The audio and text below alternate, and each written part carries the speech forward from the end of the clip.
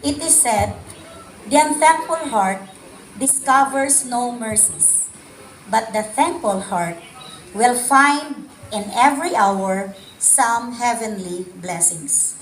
So my morning greetings to each and everyone. Of course, most especially to our beloved Mayor, Honorable Alfred S. Romualdez, the President of Hiraya Foundation, Sir Raymond, and of course to many guests and honored guests that we have today. So from our division office with me are our colleagues, no, my co-pilot Edgar, the SGOD chief, Melanie, the prime mover of this activity today, the SOCMOB unit headed by Jeanette, and of course Sonia. And to all our PSDCs, Sir David, for accepting the challenge of being the host for today's kick-off for our division, to the rest of our PSDCs, and most especially to the school head of Cabalawan Elementary School, to the rest of the school heads and the teachers of Cabalawan Elementary Schools, to our barangay chairman, Honorable Lito Balangbang. So this is now our third time, sir, no, na nagkita tayo. And mamaya po, I will mention you all because my assignment is to give you thanks. Of course, we all know that we started this Brigada Eskwela way back 2003, and it is more expanded in 2008. And we are doing this in our department for us to address the resource gaps of our public schools, both in elementary and secondary schools. This Brigada Eskwela is a prime mover of volunteerism. And this is one way of preparing our schools for the opening of classes every year. But though we have this brigada sa paghahanda 2 weeks before the opening of classes, we are really doing Brigada Eskwela year-round. And we all know that the presence of our external stakeholders now is not only because we are mandated to do so or to be part of this activity, but I know that this is a product of love and compassion towards our learners. So, I will not take long because a while ago, there were so many messages about why we're conducting this Brigada Eskwela. And I am so happy with the turnout of this year's activity. It's been 2 years na hindi po tayo conduct ng ganitong activity because of the pandemic, no, surrounding us, and even now. But just yesterday, the Department of Education really announced that despite the spike of the cases of COVID-19, it is already final that we are going to have 100% capacity face-to-face classes in our classroom. And it is just fitting for us to prepare our schools in the whole division of Tacloban City, no? Not only physical, no, yung physical preparation, but also inside all the classrooms. And of course, we have also to follow the safety and health protocol of IETF. So we all need to follow all these guidelines coming from the different agencies for us to conduct our classes safely to our learners. Because we still believe that life is more important than anything else. So kahit nagkakandak pa tayo ng klase kung hindi naman safe. Kaya, we are still encouraging also our parents for their kids to be vaccinated because it's the only way that we can protect our school learners. So, right after this Brigada Eskwela, because we are focusing more now on the preparation of the physical aspect of our schools, and we are, of course, we're so happy with the presence of our external stakeholders and the internal stakeholders doing their part, no, to make all our schools, not only here in Cabalawan. I'm just so happy to note and to inform the group that we are just doing the kickoff here in Cabalawan, but if you are also going to go around among the schools, all the schools of Division of Tacloban City, all our school heads, all our teachers, all our community people are also doing the same. And I am so proud of our schools that if we are going to go around, it is already prepared for the opening of classes.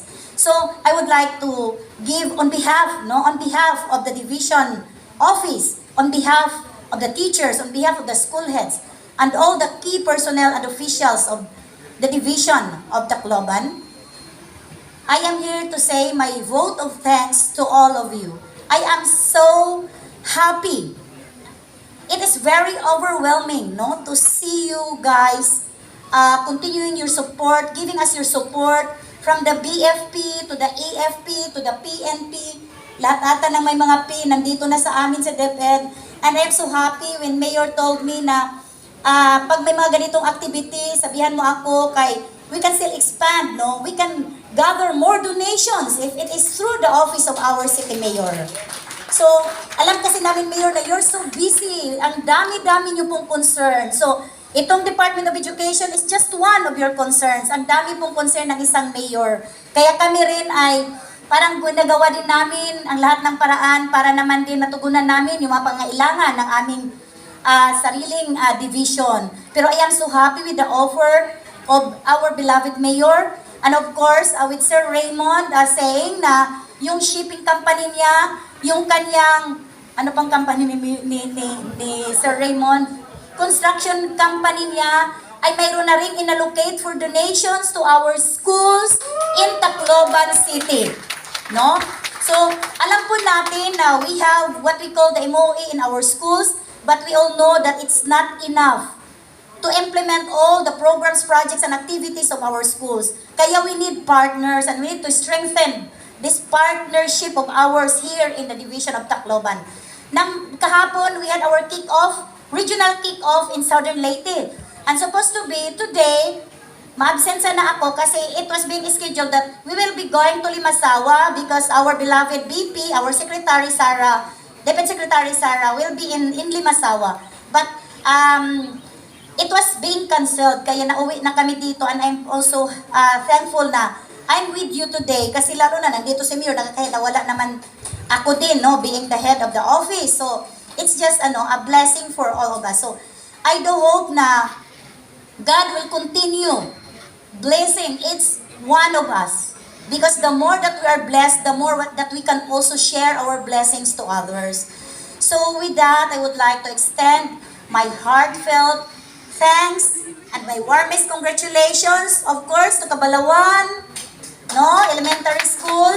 I told them, Mayor, if you accept the challenge of being the host, you are also benefited because most of the partners that we are going to connect in the division office, they are also donating some of their resources to the host school, aside from adopting a school within the division. So all of them, Mayor, mayroon silang mga sarili, mga paaralan na ina-adapt. I had a communication coming from the PNP that they are adopting 16 schools, not only for clean-up drive, but also giving school supplies to our school learners. So, napakasarap po ng feeling na ganito po kagrabe yung cooperation among our interagencies and mga non-government organizations towards education. So, I know that they believe that education really is essential to the lives, not only for our learners, but to each and every one of us. Kaya kami dito sa Department of Education, kahit anumang mangyari, tuloy-tuloy lang po din yung aming mga services. And if all of you also are needing our services in the Department of Education, si BFP, si PNP, si AFP, si China Bank, si City Savings Bank, si Eskwela, o ano pang organization yun, si Kapitan. So we are also willing, no, to contribute, no, something para naman give and take. There is a give and take relationship. Hindi po pwede na kami na lang palagi yung humihingi. So kung meron man po kaming mai-contribute para din naman for the successful implementation of all your activities in your own area, so willing na willing po kami, just connect with the office para po natin ma-plansya yung mga schedules natin. So sabi ni Mayor, napakarami pong policies ngayon na parang na-change, lalo na ngayon, Mayor. Napaka-challenging po ng management ngayon ni BP Sara, no? Just like mga schedules, there is a scheduler for us para magkaroon tayo ng activity na nandoon si Ma'am Sara. And of course, mayroong isang policy na dinownload na hindi kami basta-basta mga taga-DepEd na pumupunta ng iba't ibang mga activities without the approval of the secretary or the chief chief secretary of the secretary, no, sa central office. So but nevertheless, basta hindi lang siguro mapabayaan yung Department of Education. So, andito pa rin po kami to partner with you of whatever activities that you are doing also in your particular field, and of course to contribute something para naman po ay parang makapag-pay forward din naman kami sa lahat ng mga assistance na binibigay ninyo sa aming mga paaralan. So with that, thank you everyone and God bless. To God be all the glory.